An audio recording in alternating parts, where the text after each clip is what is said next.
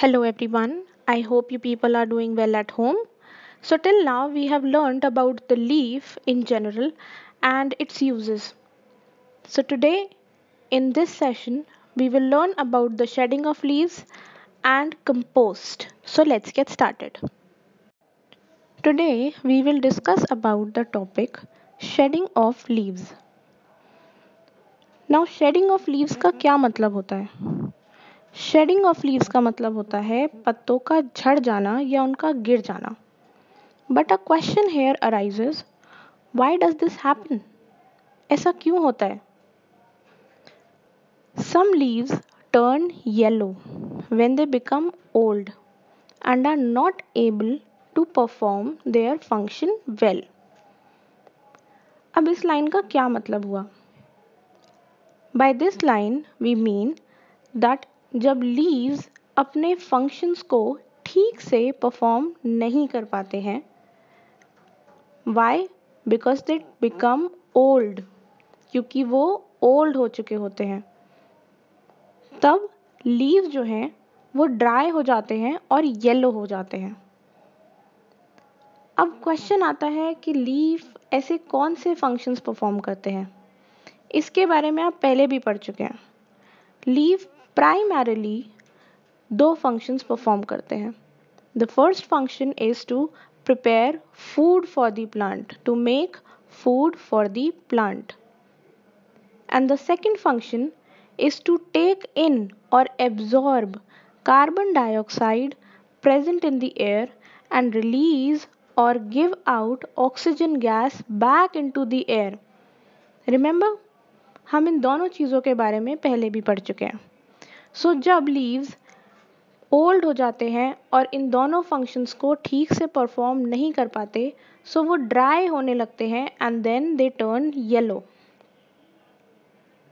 Some trees regularly shed their leaves twice in a year, once before winter and once after winter. कुछ trees ऐसे होते हैं जो कि रेगुलरली हर साल में 2 बार अपने लीव्स को शेड करते हैं, उन्हें गिरा देते हैं. Once before winter, winter season आने से पहले, और एक बार विंटर सीजन के बाद.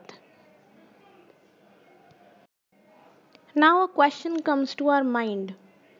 अगर लीव्स को प्लांट्स शेड कर देते हैं, उन्हें गिरा देते हैं, when they are not able to perform their function well and they become old, so वो प्लांट तो खाली हो जाता होगा. बट ऐसा नहीं होता है. This does not happen. Old leaves keep on getting shed and new leaves keep coming in their place. सो जो ओल्ड लीव्स होते हैं वो गिरते जाते हैं और जो न्यू लीव्स होते हैं वो उनकी जगह पर आते चले जाते हैं, और ये साइकिल जो है कंटिन्यू चलता रहता है. So we now know that old leaves keep on getting shed and new leaves keep coming back in their place. So what happens to the dry fallen leaves? ये जो ओल्ड लीव्स होते हैं, क्या ये waste होते हैं? बिल्कुल ही, हम इनका कुछ भी नहीं कर सकते. The answer is no. These dry fallen leaves can be utilised to prepare manure. अब ये मैन्योर क्या होता है? मैन्योर को हम कॉमनली हिंदी में खाद भी कहते हैं, और आपने शायद सुना भी होगा दैट ये जो मैन्योर होता है या ये खाद जो होता है, ये प्लांट्स के लिए बहुत अच्छा, बहुत बेनिफिशियल होता है. So this dry fallen leaves should be used to make manure, and the method of making manure with these dead fallen leaves is called composting.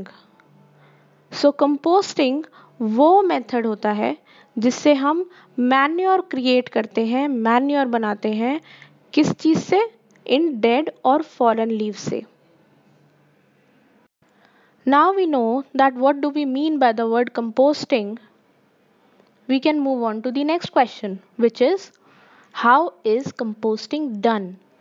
हम ये कंपोस्ट, ये मैन्योर किस तरह से बना सकते हैं, किस तरह से प्रिपेयर कर सकते हैं. So there are a number of steps involved in order to prepare this compost. The first step is collect the dried fallen leaves shed by trees. The second step is dig a pit.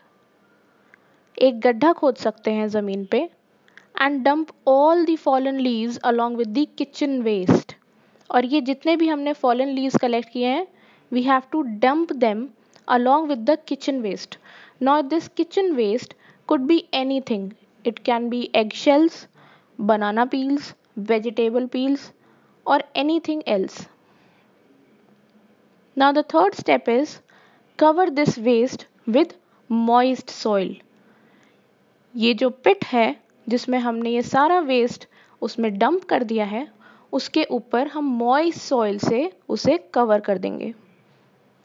Then you have to leave it for a period of at least 2 to 3 months.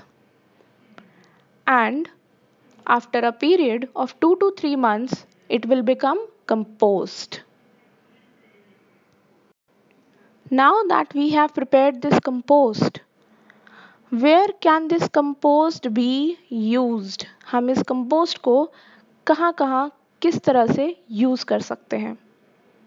This compost can be used in fields, which helps plants and crops to grow better.